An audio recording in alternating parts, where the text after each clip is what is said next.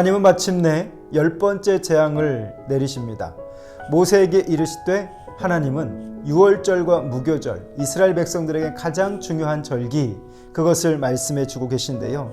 이 재앙 이야기는요, 이스라엘 백성들에게 있어서 어떤 특수한 이야기들을 오늘 본문 속에 기록해 주고 있습니다. 현재 우리가 봐야 할 이 본문 속에서는 10번째 재앙이 임할 것이라고 하는 이야기, 그리고 그것에 대한 경고, 그 이후에 12장부터는 유월절과 무교절에 대한 이야기를 하고 있는데요. 오늘 말씀 박은선 집사님이 읽어주시겠습니다. 모세가 바로에게 이르되 여호와께서 이와 같이 말씀하시기를 밤중에 내가 애굽 가운데로 들어가리니 애굽 땅에 있는 모든 처음 난 것은 왕위에 앉아 있는 바로의 장자로부터 맷돌 뒤에 있는 몸종의 장자와 모든 가축의 처음 난 것까지 죽으리니 애굽 온 땅에 전무후무한 큰 부르짐이 있으리라. 그러나 이스라엘 자손에게는 사람에게나 짐승에게나 개 한 마리도 그 혀를 움직이지 아니하리니 여호와께서 애굽 사람과 이스라엘 사이를 구별하는 줄을 너희가 알리라 하셨나니 왕의 이 모든 신하가 내게 내려와 내게 절하며 이르기를 너와 너를 따르는 온 백성은 나가라 한 후에야 내가 나가리라 하고 심히 노하여 바로에게서 나오니라. 오늘 여호와께서 모세에게 말씀하십니다. 한 가지 재앙으로 여기서 이 이스라엘 민족들을 내보낼 것임을 말씀하고 계시는데요. 2절에 특별한 것을 말씀하십니다. 이웃들에게 은금과 폐물을 요구하게 하시는데요. 이 이웃이란 바로 애굽의 사람들인데요. 이것의 의미가 무엇일까? 10번째 재앙이 이르게 될 때 이스라엘 사람들은 이집트인들에 대해서 전혀 다른 대접을 받고 있는 모습을 보게 됩니다.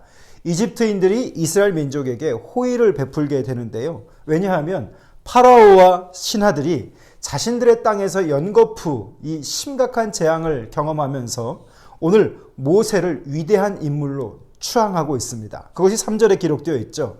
이것은 바로 두려움에서 나오는 이야기인데요. 이집트는 이제 이 이스라엘을 두려워하면서도 그러면서 그들에게 친절을 베풀지 않을 수 없는 그런 상황이 되어버린 것입니다. 이것을 학자들은 승전국의 이미지라고 말하는데요. 강대국과 약소국이 만나서 싸우게 되면 결국 약소국은 패한 나라는 강한 나라를 섬겨야 되는데 이스라엘 백성들이 10가지 재앙을 경험하면서 오늘 그 애굽인들에게 은금과 폐물을 요구하게 하시는 하나님의 이 마음은 결국 애굽이 강대한 나라였지만 하나님의 하나님 되심을 통해서 이들은 이스라엘 백성들을 두려워하게 되었다라고 말합니다. 그리고 5절 말씀에 보면 맷돌 뒤에 몸종의 장자라고 하는 말이 나오는데요.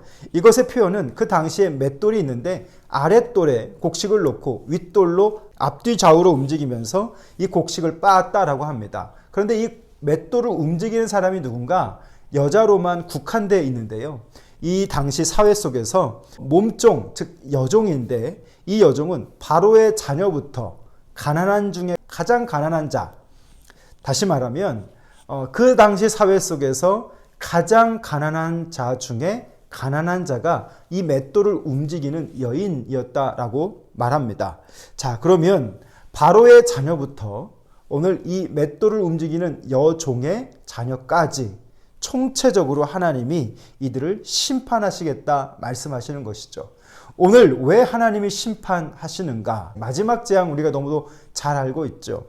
애굽왕 바로 때문입니다. 그의 완악함 때문이죠.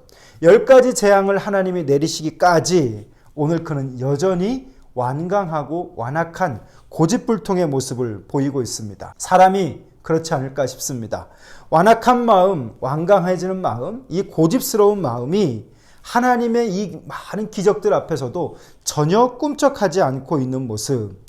이것이 오늘 하나님을 10가지 재앙이 반복되는 그 과정을 통해서 직접 경험하고 보고 느끼면서도 여전히 자신의 심령의 중심에서는 그 하나님을 인정하지 않는 그 완악함의 모습. 여러분, 이 세상이 바로 그렇죠. 수천 년 동안 복음이 전해지고 또 교회가 세워지고 그리스도인들이 많이 나타나서 그 삶을 살아가고 있지만 여전히 세상은 완악하고 깨닫지 못하는 그런 사회입니다. 자, 오늘 본문의 말씀 속에서 하나님은 어떤 하나님이실까요? 하나님은 여기까지도 참으시는 하나님이십니다. 그런데 오래 참고 길이 참으시는 하나님이 맞지만, 그래서 회개할 기회를 우리에게 주시지만 중요한 것은 그 끝이 있다라고 하는 것입니다. 하나님은 참으시는 것에도 한계가 있음을 보게 합니다.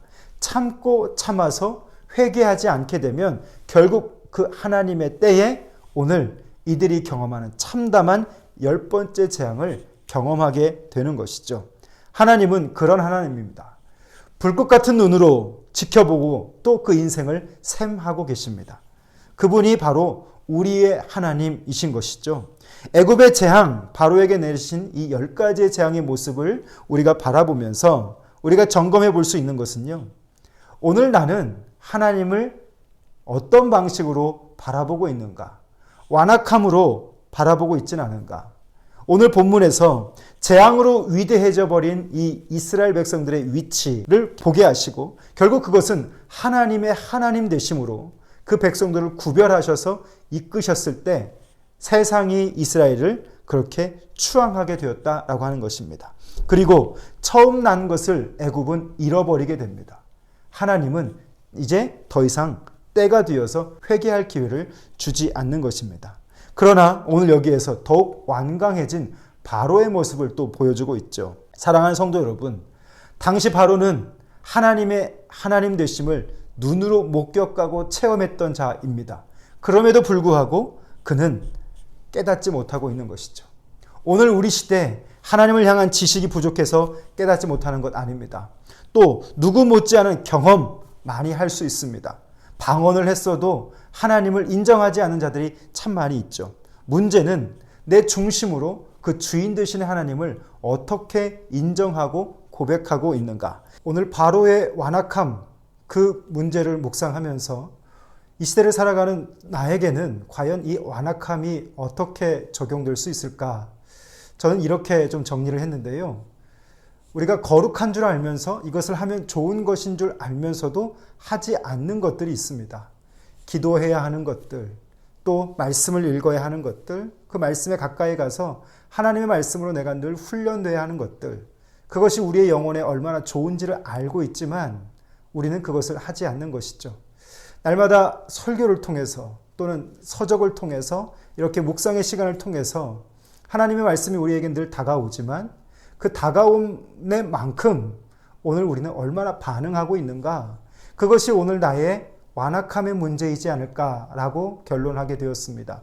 목사이기 때문에 또 우리 성도들에게 이렇게 해야 하고 저렇게 해야 하는데 해야 할 줄 알면서도 하지 않는 그것이 오늘 나를 굳어지게 만들고 또 경색되게 만들어서 나의 신앙의 자리가 더 넓혀지지 못하고 지경이 더 확대되지 못하는 어리석음이 있지 않은가라고 하는 생각입니다. 사랑하는 성도 여러분, 여러분은 어떠십니까?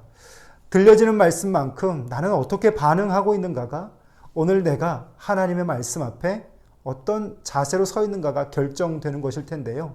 우리 시대의 강팍은 바로처럼 그러한 모습은 되지 않는다 할지라도 오늘 나는 하나님의 말씀에 대해서 어떤 태도를 취하고 있는가, 어떻게 반응하고 있는가, 좋은 줄 아는데 그 좋음이 나에게 얼마나 침투되고 있는가, 생각만 하는 것이 아니라 그것이 사라지는 것, 바로는 하나님의 역사를 보면서도 그것을 몸소 체험하면서도 깨닫지 못하는 그 강팍함, 완악함, 오늘 나에게도 그것이 존재함을 발견하게 됩니다. 사랑하는 성도 여러분, 오늘 주말인데요. 여러분이 하나님 앞에서 어떤 자세로 서 있는지 점검하시고 오늘 여러분 안에 있는 그 완악함의 문제를 발견하셔서 하나님 앞에 회개로 나아갈 수 있는 거룩한 묵상이 될 수 있기를 소원합니다. 기도하겠습니다.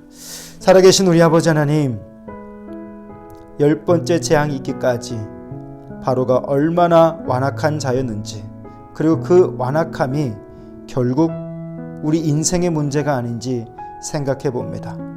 하나님을 끝까지 거부하는 그 인류를 상징하는 듯한 이 바로의 모습, 많이 가졌든 그렇지 않든 저마다 자기 삶의 주도권을 쥐고 살아가고 있는데, 하나님, 바로가 자기 왕권을 내려놓지 않기 위해서 하나님을 거부했듯이 오늘 우리가 우리 삶의 주도권을 내려놓지 않기 위해서 그렇게 살아가고 있지 않은지 생각하게 하시며, 하나님, 나를 점검할 수 있기를 원합니다. 끊임없이 말씀이 들려짐에도 불구하고 전혀 깨닫지 못하고 여전히 완고한 마음 되지 않도록 성령님 깨닫게 하여 주옵소서. 예수님 이름으로 기도합니다. 아멘.